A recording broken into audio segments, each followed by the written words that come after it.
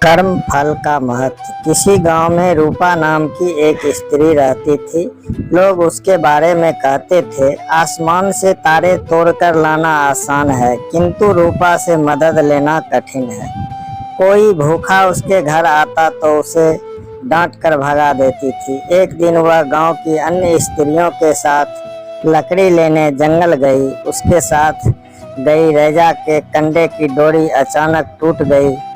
रूपा अपने साथ बबले से बनी एक डोरी भी लेकर गई थी। रैजा ने रूपा से वह डोरी मांगी। रूपा उसे डोरी देने को तैयार नहीं हुई। उसने रूपा से कहा, बहन, इस समय मुझे बबले की डोरी दे दो। कभी तुझ पर भी संकट आएगा तो मैं भी तेरी सहायता करूंगी। रूपा रैजा की बातों में आ गई।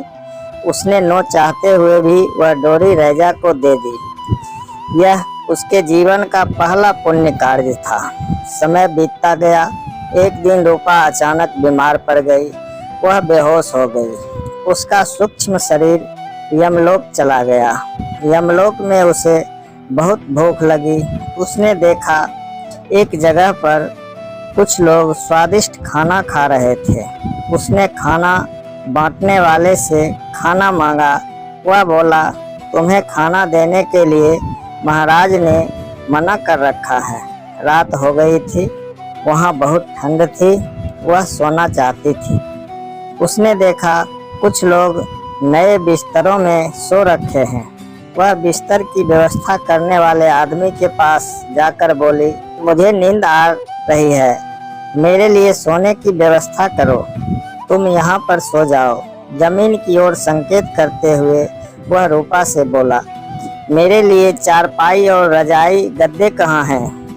तुम्हें चारपाई और रजाई गद्दे देने के लिए महाराज ने मना कर रखा है। रूपा की बात को सुनकर वह आदमी बोला, रूपा यमलोक के राजा यमराज के पास चली गई। महाराज, मुझे आपके लोक में न तो खाने के लिए भोजन मिल रहा है और न सोने के लिए बिस्तर। ऐसा क्यों? रूपा सूक्ष्म शरीर के रूप में यमराज से बोली, रूपा, यह लो तुम्हारे खाने पीने और सोने का सामान। यह कहकर यमराज ने रूपा को बबले की डोरी दे दी। बबले की डोरी को देखकर रूपा को अपने गांव के जंगल की बात याद आ गई। उसे याद आया कि जंगल में लकड़ी लेने जाते समय उसने रैजा के कंडे की डोरी टूटने पर उसे बबले की डोरी दी थी। रूपा कहा हो गई। महाराज की बात को सुनकर रूपा अपनी यादों से बाहर आ गई। महाराज, बबले की डोरी, खाने पीने और सोने का सामान। रूपा ने आश्चर्य प्रकट किया। रूपा, यमलोक में आए शरीर को जो कुछ भी मिलता है वह धरती में उनके द्वारा किए कर्मों के अनुसार मिलता है। महाराज, कैसे? तुमने देखा कुछ शरीर यहाँ स्वादिष्ट खाना खा रहे थे।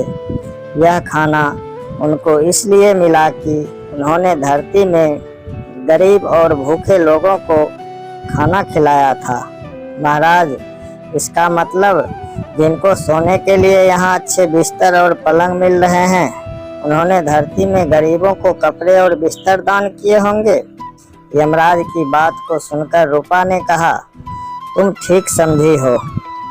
याद करो, तुमने अपने जीवन में एक ही काम नेक किया था। तुमने जंगल में बबले की डोरी देकर रैजा की सहायता की थी। यमलोक में तुम्हारे खाने, सोने और पहनने में यही डोरी काम आएगी। यमराज की बात को सुनकर रूपा एक स्थान पर सोने लगी। उसने यमराज की दी हुई बबले की डोरी को बिछाया। वह भूख और प्यास से तड़पने लगी। रात को भयंकर ठंड पड़ी। वह ठंड से थर-थर कांपने लगी। सुबह हुई। वह यमराज के पास जाकर रोकर बोली, महाराज, मैं जब से यहाँ आई हूँ मैंने न कुछ खाया। मैं रात को भी सो न पाई। मैं पछता रही हूँ कि मैंने सदकर्म न करके अपना जीवन बर्बाद कर लिया है। मुझे एक बार सुधरने का अवसर दीजिए। सुधरने का अवसर, क्या मतलब है तुम्हारा? महाराज, मुझे एक बार धरती में फिर से भेज दो। यमराज की बात को सुनकर रूपा ने कहा। यमराज को रूपा पर दया आ गई। उसने उसके सूक्ष्म शरीर को धरती में वापस भेज दिया। जैसे ही रूपा का सूक्ष्म शरीर धरती में उसके शरीर में गया, उसके शरीर में हलचल सी होने लगी।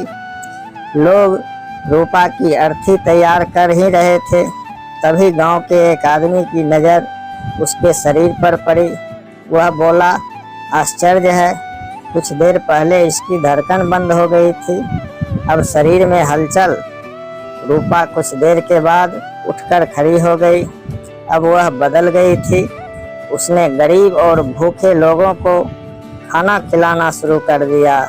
वह लोगों की सहायता करने लगी। उसके व्यवहार में आए परिवर्तन से लोग आश्चर्यचकित थे। दोस्तों, अगर आपको यह कहानी अच्छा लगा हो तो कमेंट में ज़रूर लिखिएगा और मेरे इस चैनल को सपोर्ट कीजिएगा। नमस्कार, धन्यवाद।